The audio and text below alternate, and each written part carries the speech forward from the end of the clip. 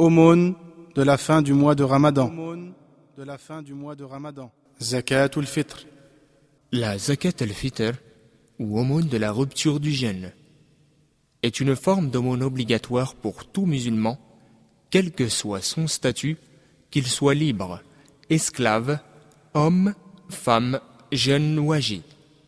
Cette aumône doit être donnée par le musulman, avant tout pour lui-même, mais aussi pour toute personne sous sa tutelle, au plus tard avant la prière de l'Eid al-Fitr, qui suit le mois du Ramadan.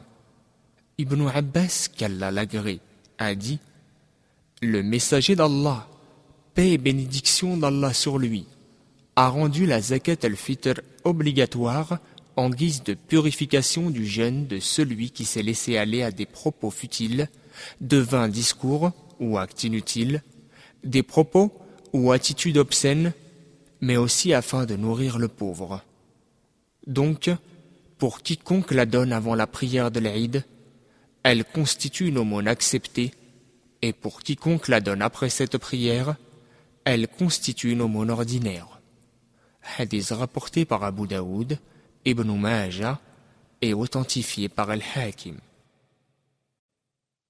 Bien qu'il soit meilleur de la donner le jour de l'Eid, il est aussi permis de s'en acquitter 1 ou 2 jours avant.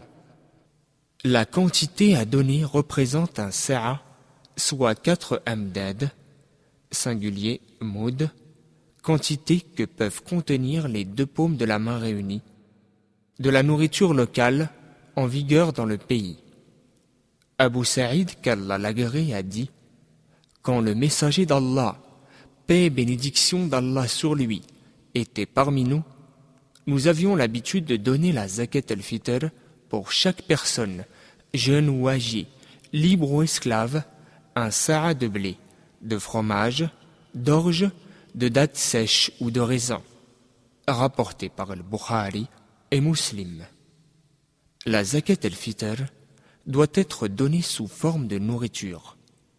Elle ne doit pas être donnée sous forme d'argent. Quiconque ne possède pas l'équivalent d'un jour de nourriture n'est pas tenu de s'acquitter de la zakat al-Fitr.